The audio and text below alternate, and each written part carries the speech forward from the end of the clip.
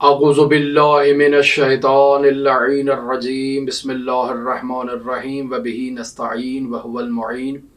ہماری آپ کے ساتھ گفتگو علماء کے حالات زندگی، واقعات اور حکایات کے بارے میں جاری تھی۔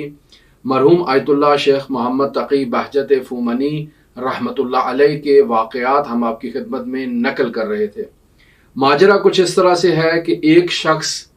عقیدتی شبہات میں مبتلا ہوتا ہے اور کافی تکلیف میں ہوتا ہے،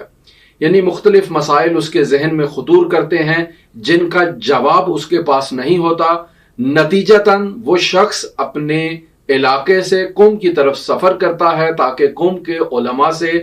استفادہ کرے اور اپنے ان عقیدتی شبہات کا ازالہ کر سکے۔ ہوٹل لیتا ہے اور رات کو ہوٹل میں جا کر آرام کرتا ہے۔ رات کو سوتا ہے تو خواب میں آیت اللہ بہجت اسے آ کر اس کے تمام شبہات کا جواب اسے دے دیتے ہیں، لیکن یہ شخص چونکہ خواب میں ان شبہات کا جواب آیت اللہ بہجت سے سنتا ہے، لہٰذا اس کے دل میں تھوڑا تردید برقرار رہتی ہے کہ ممکن ہے آیت اللہ بہجت نے جو یہ خواب میں جواب دیا ہے یہ آیت اللہ بہجت کی مراد نہ ہو، یا ممکن ہے اس سے میرا شبہ برطرف درست انداز میں نہ ہو سکے، لہٰذا آیت اللہ بہجت کی خدمت میں شرفیاب ہوتا ہے۔ آیت اللہ بہجت سے ملاقات کرتا ہے تو جو ہی سلام علیہ کے بعد آقا کے پاس جاتا ہے تو آیت اللہ اسے کہتے ہیں بغیر کسی مقدمے کے کہ جواب وہی ہے جو کل رات میں نے آپ کو دے دیا، مزید کوئی جواب نہیں ہے۔ تو اس سے اس شخص کو آیت اللہ بہجت کے ان جوابات کی صداقت کا علم ہو جاتا ہے جو اس شخص کا رویہ صادقہ تھا، یعنی خواب میں اس نے آیت اللہ بہجت سے جو سوالات کے اور شبہات کے جواب دریافت کیے تھے وہی جواب حضوراً آیت اللہ نے ان کی تائید کر دی کہ جواب وہی ہے جو میں نے آپ کو دے دیا۔ عزیزان، پہلے بھی ہم آپ کی خدمت میں ایک حکایت اور ایک واقعہ نقل کر چکے ہیں، اور وہ بھی اسی طرح سے ہے کہ آیت اللہ بہجت رحمت اللہ علیہ کا یہ وظیفہ تھا اور یہ دستور العمل تھا کہ آپ واجبات پر عمل کریں اور محرمات کو ترک کریں۔ اگر آپ کی زندگی میں کسی بھی مسئلے میں آپ کی رہنمائی کی ضرورت ہو تو خداوند متعال کے اذن سے آپ دنیا کے جس کونے میں بھی موجود ہوں آپ کے لیے رہنما فراہم ہو جائے گا جو آپ کی رہنمائی کرے گا۔ یہ حکایت جو آج ہم نے آپ کی خدمت میں نقل کی اس کا منہ بولتا ثبوت ہے کہ یہ شخص عقیدتی شبہات میں مبتلا تھا اور اپنے شبہات کے حل کے لیے، ان شبہات کو برطرف کرنے کے لیے جستجو میں تھا۔ سفر کرتا ہے، قم تشریف لاتا ہے، ہوٹل میں قیام کرتا ہے تو آیت اللہ بہجت اسے وہ تمام شبہات کے جواب عطا کر دیتے ہیں۔ سوال یہ پیدا ہوتا ہے کہ آیت اللہ بہجت نے اسے اس کے علاقے میں اور اس کے شہر میں ہی ان شبہات کا جواب کیوں نہیں دے دیا؟ تو عزیزان، اس شخص نے زحمت کی، واقعاً جستجو کی، واقعاً تلاش کی، اور معروف ہے کہ من جدہ وجدہ، یعنی جو شخص واقعاً جد و جہد کرے، من جدہ جد و جہد کرے، وجدہ اس کو پا لیتا ہے۔ اس شخص کے ذہن میں شبہات تھے اور اس نے شبہات کے جواب تلاش کرنے کے لیے جد و جہد کی ہے، کوشش کی ہے، محنت کی ہے، اپنا خانہ و کاشانہ ترک کیا ہے، قم تشریف لایا ہے، وہاں پر ان سوالات کے جواب کی خاطر اور اپنی اس عقیدتی خلش کو برطرف کرنے کی خاطر یہ گھر سے نکلا ہے، تو یقینی بات ہے اس کو اس کا جواب ملے گا۔ لیکن اگر اپنے ہی گھر میں بستر میں چادر اوڑھ کے یہ سوئے رہتا اور کہتا کہ میرے شبہات ہیں، کوئی آئے اور آ کر میرے ان شبہات کو برطرف کرے، تو ایسا نہیں ہوتا ہے۔ اس کو خود کوشش کرنا ہوگی، خود محنت کرنا ہوگی، خود جستجو کرنا ہوگی، تلاش کرنا ہوگا، علماء سے پوچھنا ہوگا، حرکت کرنا ہوگا۔ حرکت کرے گا تو برکت آئے گی، یوں ہی معجزے کا انتظار